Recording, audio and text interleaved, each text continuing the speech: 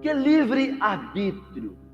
Talvez essa palavra, do jeito que ela está escrita, você não vai encontrar ela muitas vezes na Bíblia, mas ela tem um significado muito claro na palavra de Deus, na doutrina cristã, um significado muito específico, e para a sua vida ele é muito prático.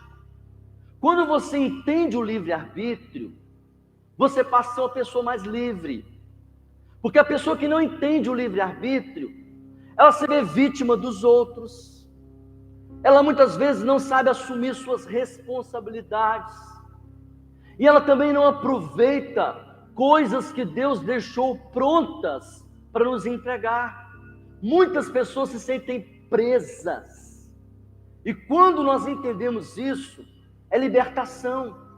Queridos, só tem uma ferramenta de libertação, que é a Bíblia.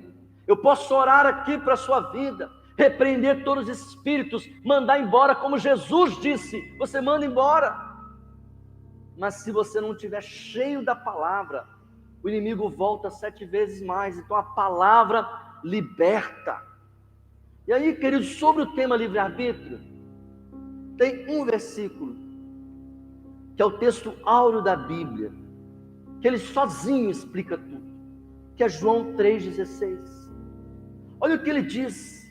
Vamos ler com voz de quem vai morar no céu? Vamos ler todo mundo junto? Vamos lá? Porque Deus amou o mundo de tal maneira, que deu seu Filho unigênito, para que todo aquele que nele crê não pereça, mas tenha a vida eterna. Esse versículo sozinho explica isso.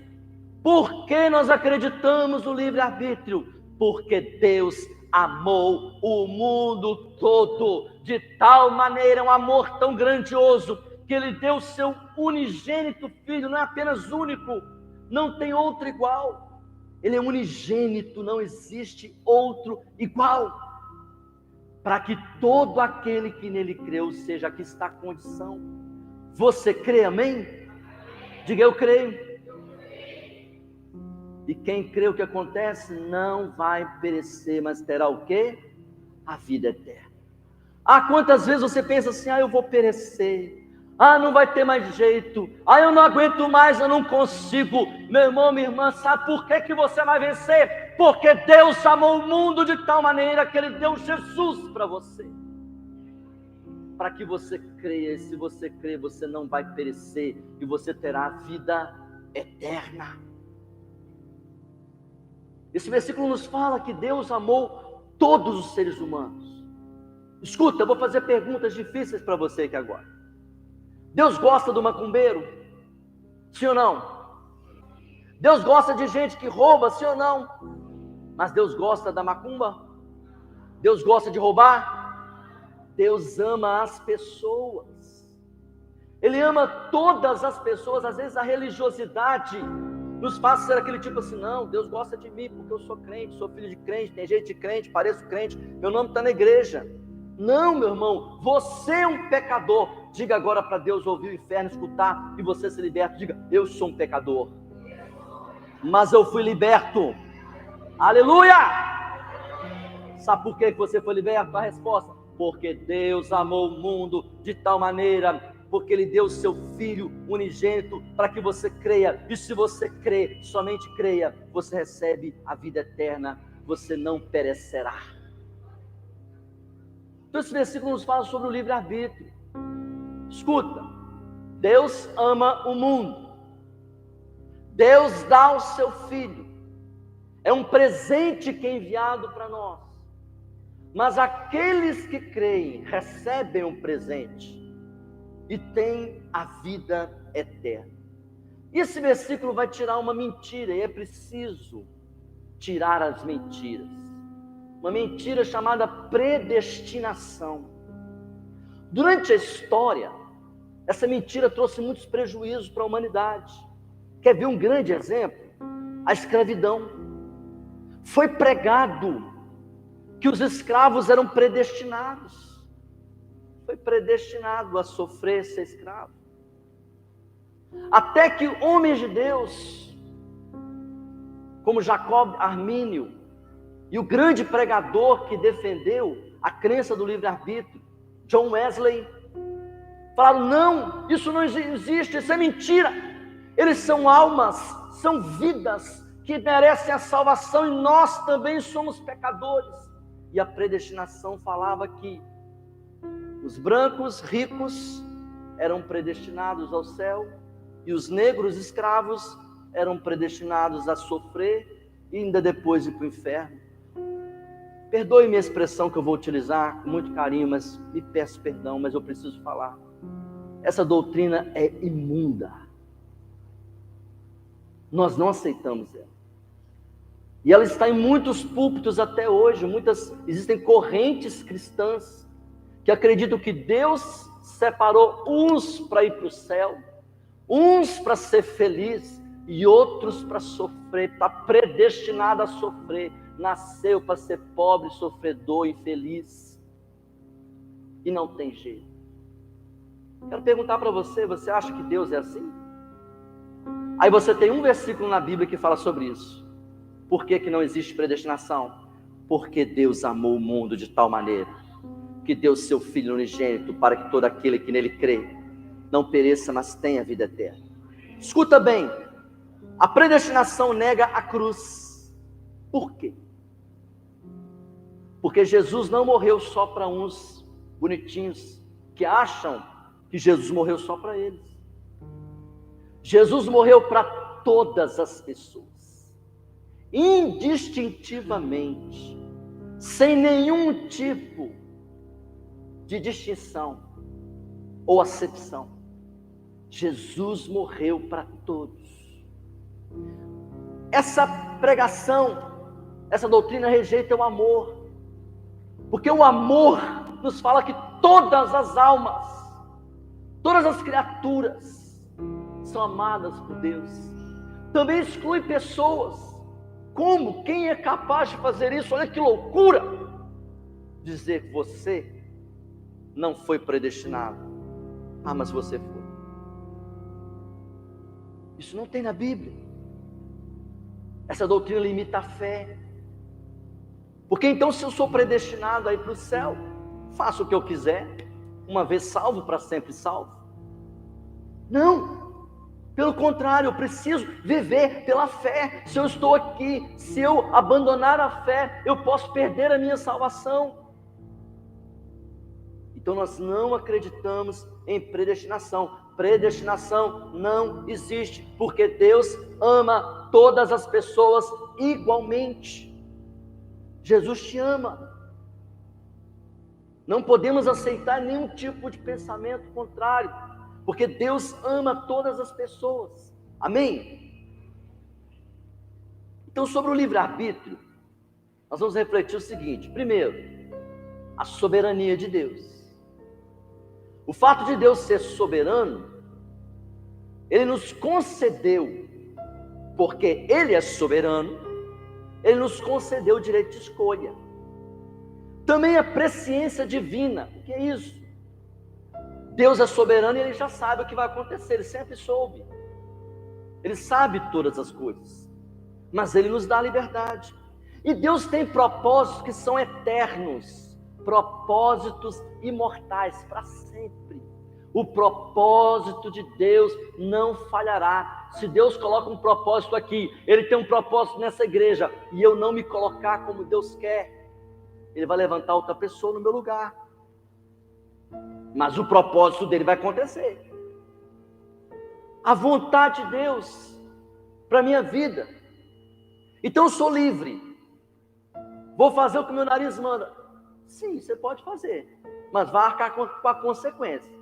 Agora, se você buscar a vontade de Deus, você vai ser feliz. E Deus nos deu a liberdade de escolha. Então o Deus soberano, que sabe todas as coisas e sempre soube, tem um propósito eterno, revela a sua vontade para nós e nos dá a liberdade. Você quer? A soberania de Deus. Olha o que diz a palavra de Deus em Apocalipse 6:10. Clamaram com voz forte, dizendo: até quando, ó soberano, Senhor santo e verdadeiro, não julgas nem vingas o sangue dos que habitam sobre a terra. Aqui nesse texto fala quando os mártires estarão diante do trono de Deus, clamando e falando: Senhor, Tu és soberano, Tu és soberano. O Senhor vai julgar o que está acontecendo lá na terra. Tem gente morrendo, tem injustiças acontecendo, e os mártires clamando diante do trono de Deus. O sangue dos mártires clamando a Deus. E aqui, queridos, isso nos ensina uma coisa: Deus é soberano. Aconteça o que acontecer. As pessoas perguntam: onde está Deus quando aconteceu isso, quando aconteceu aquilo? Onde Deus está quando acontecem os desastres? Você tem uma resposta: Ele está no mesmo lugar, Ele está no seu trono, e de lá jamais sairá, porque Ele é Rei soberano. Mas pastor, se Deus é soberano, como esses mártires aqui dizem Apocalipse, clamavam: Senhor, o Senhor vai julgar, o Senhor vai fazer justiça. Isso nos ensina que a soberania de Deus, ela revela que Deus é justo. O homem está fazendo injustiça na terra, ele vai juntando, ele vai acumulando, e pode saber que o Deus justo está vendo tudo, e um dia haverá um juízo. Saber que haverá um juízo é algo libertador para a sua vida. Eu tenho liberdade de escolha. Deus é soberano, então eu vou obedecer a Deus. Eu estou sendo injustiçado, estão me perseguindo. Deus está vendo, e na hora certa Ele fará justiça. Quando você crê na soberania de Deus, você escolhe talvez aquilo que ninguém acha que você deveria fazer, mas você obedece a Deus, porque você não faz o que o mundo faz. E Deus também corrige. Naquele último grandioso dia haverá um juízo final, mas existem situações que Deus não espera. A pessoa planta aqui e paga aqui. De alguma maneira Deus corrigir aquele que fez errado, e também corrigir para aquele que fez certo. No acerto de contas, quem deve tem que pagar, e quem tem que receber, recebe. Então, na hora certa, Deus é justo. Olha, meu irmão, se você entender isso, você vai mudar a sua vida. Você vai usar o livre-arbítrio que Deus te deu, e você vai falar assim: agora não vou ser eu que vou falar, agora não vou ser eu que vou fazer, não vai ser a minha mão, não vai ser a minha boca. E Deus brada lá do céu e te defende. Como eu já vi isso? Ele intervém. Quando você que tem o livre-arbítrio se coloca diante de um Deus soberano e obedece a Deus, e está acontecendo injustiça, tudo errado, tudo fazendo ao contrário, você se coloca assim diante de Deus, você fala: Senhor, não tem nada que eu possa fazer. Você começa a ver Deus tomando, porque o Senhor fala: olha, eu te tomo nas minhas mãos, agindo eu, quem impedirá? Olha, se você está na palma da mão de Deus, quem tentar te pegar vai estar mexendo com quem? Quando você crê na soberania de Deus, você sabe que Ele é justo, que Ele vai julgar, Ele vai corrigir, e que na hora certa Ele vai intervir. Às vezes Deus faz assim: olha, vou deixar o ser humano seguir. A pessoa vai.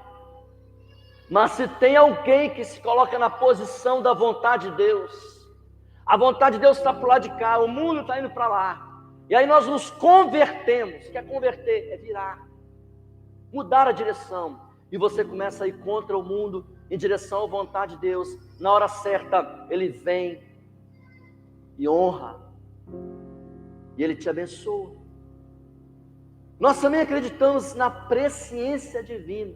O que é isso? Olha o que diz 1 Pedro 1,12.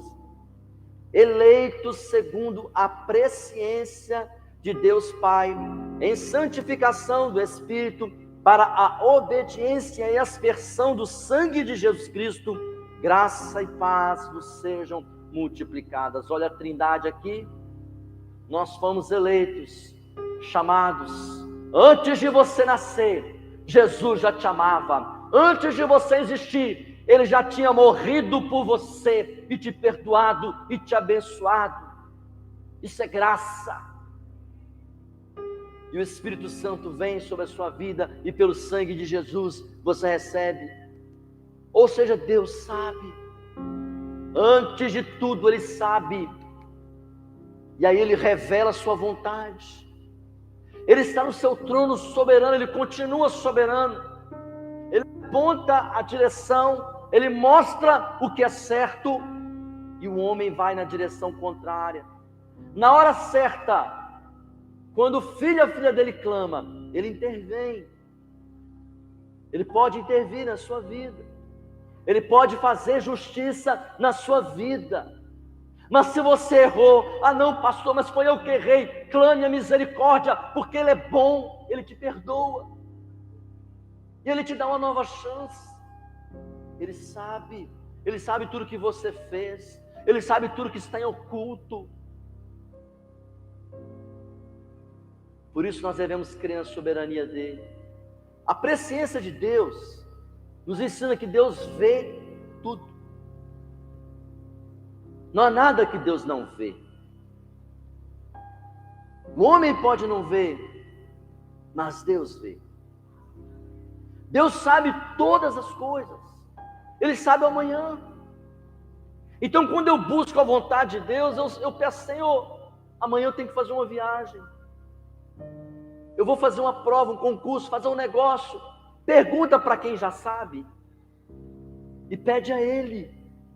E Ele vai conduzir, você vai escolhendo conforme a vontade de Deus. E quando a sua vontade, você dobra ela e rende ela na direção da vontade de Deus, nada impede, porque há uma ligação entre os céus e a terra. E aí o Deus começa a revelar. Ele começa a mostrar para você. Ele começa a tocar no seu coração, te dar discernimento. Não faz isso, cuidado. Querido, já vivi situações que ia pegar algo para comer e fazia assim, Deus, Espírito Santo, tocar, não come. Propostas, vem situações para te conquistar, e o Espírito Santo começa a falar, é Deus ou não é Deus? Deus revela, e Ele sempre está presente. Ele tem um propósito eterno para nós. O mesmo Deus que é soberano, Ele sabe todas as coisas. Ele sabe se você vai querer ou não, mas Ele quer que você queira. Ele tem um propósito eterno. Olha o que diz Romanos 8, 29 e 30. E aqui eu preciso da sua atenção, porque a palavra predestinada aparece aqui. Mas predestinado não significa o que foi falado. Que uns foram escolhidos para bem e outros escolhidos para o mal. Predestinado significa que antes de nós nascermos, antes de todas as coisas, Deus já preparou para todos. Leia com atenção. Romanos 8, 29 e 30. Porquanto aos que de antemão conheceu, também os predestinou para serem conformes à imagem de seu Filho, a fim de que ele seja o primogênito entre muitos irmãos. E aos que predestinou, estes também chamou. E aos que chamou, esses também justificou. E aos que justificou, esses também glorificou. Aqui está dizendo, queridos, que desde a eternidade, Deus criou o ser humano para salvação. Ele colocou o homem e a mulher no jardim para viver eternamente com Deus. Ia se encontrar com eles todos os dias, na hora que entardecia, quando vinha a noite, a escuridão. Talvez o homem e a mulher sentissem sozinhos o frio, o barulho da mata. Ali aparecia o eterno Deus e conversava com eles. Eu estou com vocês. Um certo dia, na hora do encontro, Deus veio e o homem se escondeu. E aí começou a história do pecado. Mas antes de tudo, e aqui eu quero falar para você bem diretamente, antes que você pense, por que meu pai fez isso? Por que minha mãe fez isso? Por que eu nasci assim? Por que eu sou desse jeito? Às vezes a pessoa fala, por que meu cabelo é assim? Por que meu corpo é assim? Olha, meu irmão, minha irmã, o Deus que criou todas as coisas te formou de uma maneira muito especial. Ele te ama e Ele tem um propósito para a sua vida. E aí nessa caminhada da eternidade, Ele vai corrigindo. Ele vai corrigindo.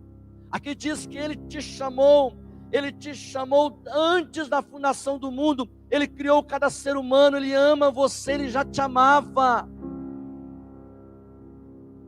E quando você nasceu, Ele te deu vida, Ele te deu Jesus. E aqui Ele fala que Ele te chamou, te justificou, e Ele quer glorificar o nome de Deus na sua vida. Ou seja, o propósito eterno de Deus, escuta bem, é para todos. Deus não escolheu uns. Quando Jesus falou assim, muitos são chamados, poucos escolhidos, Ele não quis dizer que Deus separou só alguns, não. Ele quis dizer que são poucos que aceitam. Você tem que ler tudo para entender. Ele tem um propósito eterno para a humanidade. Ele quer ganhar todas as pessoas, mas aquele e aquela que livremente aceita ser escolhido por meio do amor. O propósito de Deus eterno sempre está balizado pelo amor. Também Ele é infalível. Escute isso. Se Deus tem um propósito nesta geração, neste lugar, nesta cidade, e eu creio que Ele tem para nós, e eu não estiver na posição, você não estiver na posição, passa a vez. Você não aceitou, você não quis. Mas o propósito de Deus não falhará, Ele vai levantar outro. E através da história, Ele vai suprindo, Ele vai corrigindo. E Ele vai cumprindo o seu propósito na nossa vida. Se você na sua história, você descobriu um Deus soberano, um Deus que já te amava, que sempre te amou, que já sabia o que iria acontecer com você, e você então entende o propósito eterno dEle, você começa a ver a sua história mudar. E aí muitas pessoas são vítimas da história. Fizeram isso comigo, falaram de mim. Mas quando você se torna um filho de Deus, você passa a agir conforme a vontade dEle, e não importa o que fizeram, você vive o propósito de Deus. Amém? E como é a vontade do Senhor? Olha Efésios 1, 5 e 11. Efésios capítulo 1, versículo 5 e o versículo 11. Novamente eu vou usar de propósito a palavra predestinado, que na Bíblia não tem o significado de seletivo, uns para Deus e outros longe de Deus. Cuidado, porque não é esse o significado. O significado é que Deus tem um projeto anterior e para sempre.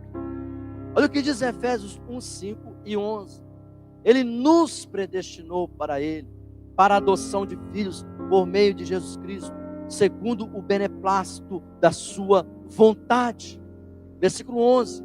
Nele, digo, no qual fomos também feitos herança, predestinados segundo o propósito daquele que faz todas as coisas, conforme o conselho da sua vontade. Olha a vontade de Deus. A vontade de Deus, ela é pré-determinada. Ele avisou antes, ele mostrou antes. É esse o significado dessa palavra. Ele mostra antes. Eu queria usar um personagem da Bíblia que até as crianças vão entender a vontade de Deus. Eu vou falar aqui de 3 formas de entender a vontade de Deus. 3 vontades de Deus: a vontade ativa, permissiva e corretiva. E aí um grande exemplo é Jonas. Qual era a vontade ativa de Deus? Deus queria salvar Nínive. Esse era o propósito de Deus. Na presciência divina, ele sabia que Jonas ia tentar fugir? Sabia. Mas a vontade dele estava determinada, pré-determinada. Era o propósito de Deus. E aí qual foi a vontade permissiva de Deus? Deus permitiu Jonas pegar outro navio, permitiu a tempestade, permitiu que Jonas fosse jogado na água e permitiu. Aí eu também vejo a vontade ativa. O peixe lá engoliu Jonas. E aí Deus faz a sua vontade corretiva. Manda o peixe vomitar o Jonas e corrige a rota. Volta. E aí Jonas vai lá pregar para Nínive. E o povo de Nínive se converte ao Senhor. Você conseguiu entender isso? Deus tem a sua vontade ativa, Ele está pronto para fazer, e Ele fará o seu propósito, porque Ele é soberano. Ele sabe se você vai querer ou não. Ele sabe as curvas que você vai fazer, as falhas, as suas escolhas. E às vezes Ele permite. Vai, tenta, vê se você, vai, quebra a cara. Eu quero ir pelo meu nariz, vai lá, quebra o nariz. E Deus às vezes permite. E o homem paga a consequência. E aí então quando, aqui porque Jonas recebeu a vontade corretiva de Deus? Porque ele orou dentro da barriga do peixe. E aí quando você volta e se alinha, e aí Jonas voltou, ele estava todo oposto. Voltou para a vontade de Deus. Aí o Senhor fez o quê? Corrigiu.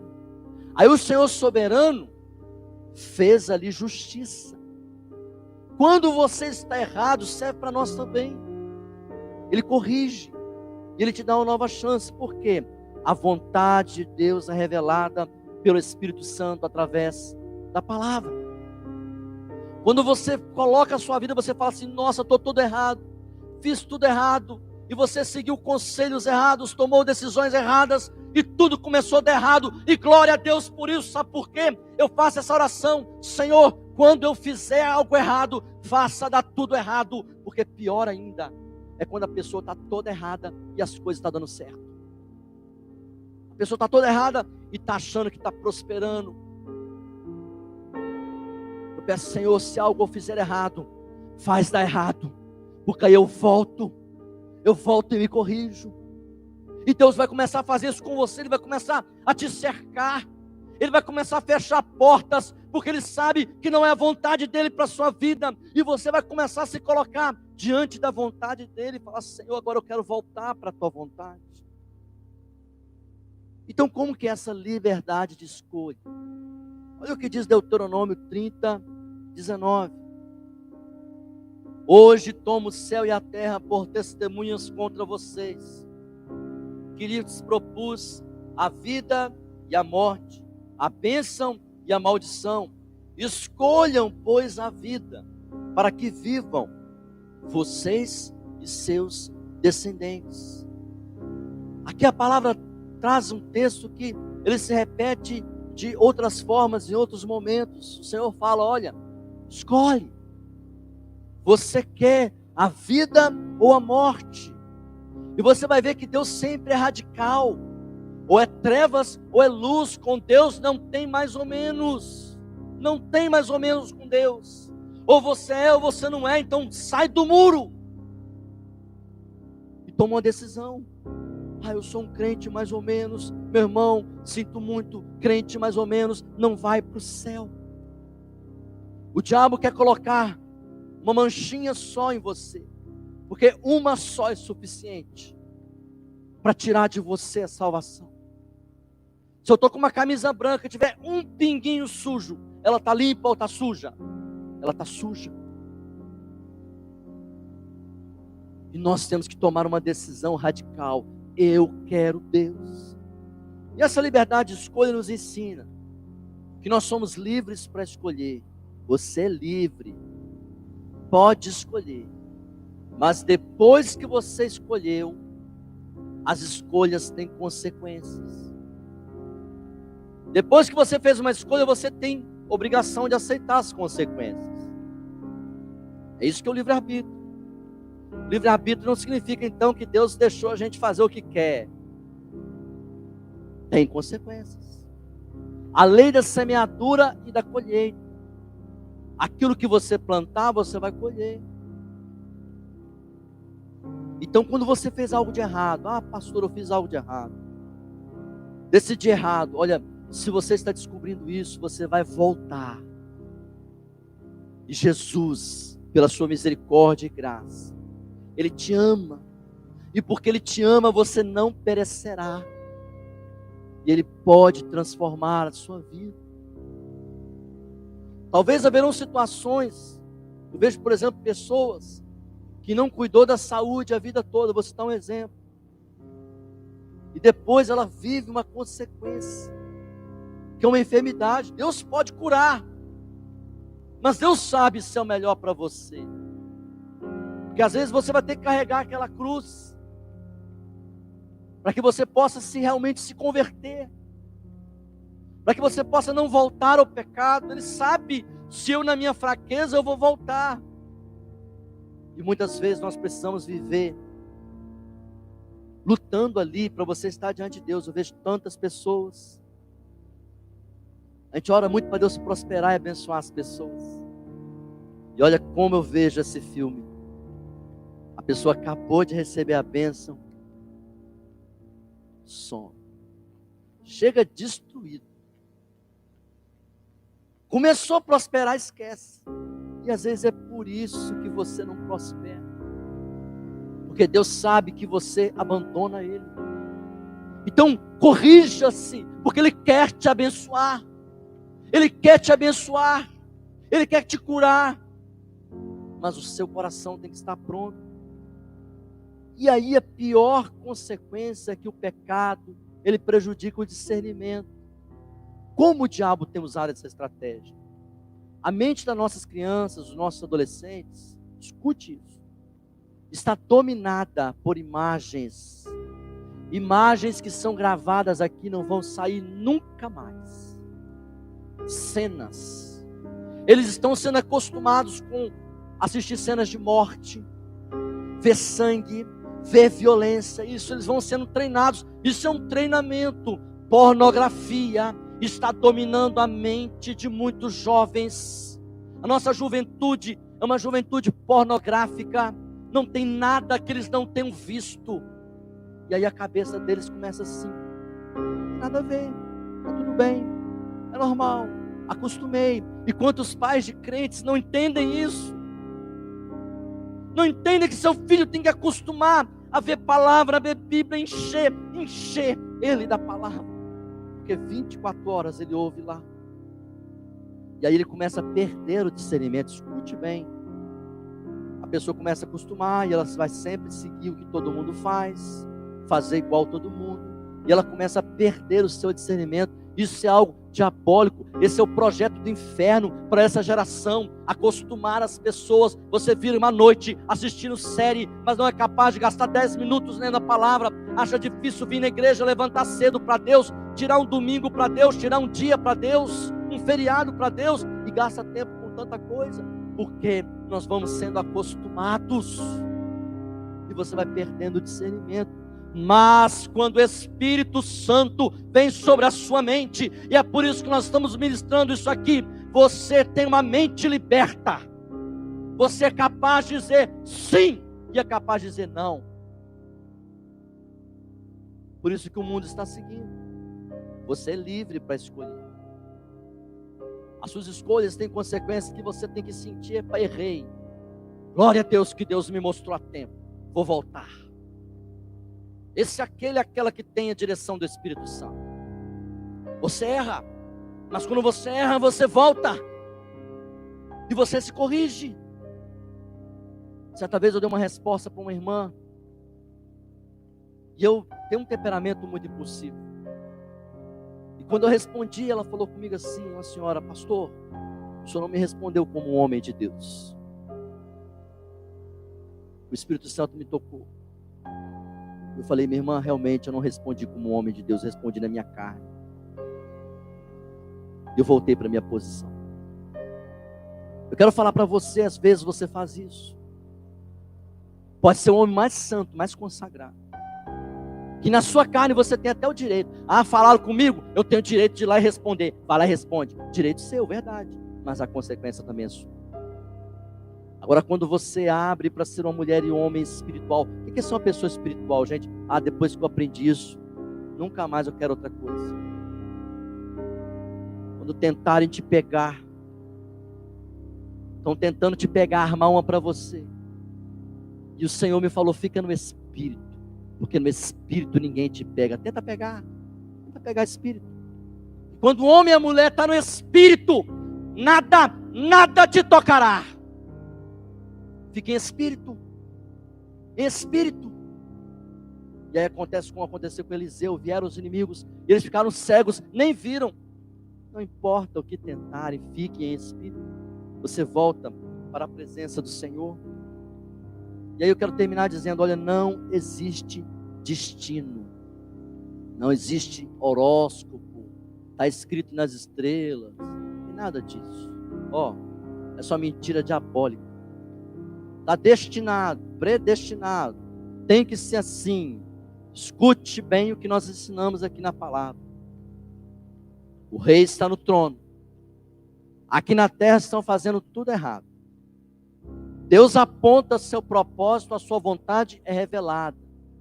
Aquela que vem para a vontade de Deus, o Senhor vai te restaurando. Você vai aprendendo a escolher. E você é livre para decidir. Lembra do Adão e da Eva? Essa história aqui é muito boa. Deus chegou assim no Adão: Adão, o que aconteceu? Foi a mulher. E foi o Senhor que me deu ela, hein? Apontou para Deus. Ô mulher, o que aconteceu? Foi a cobra. A culpa é dela.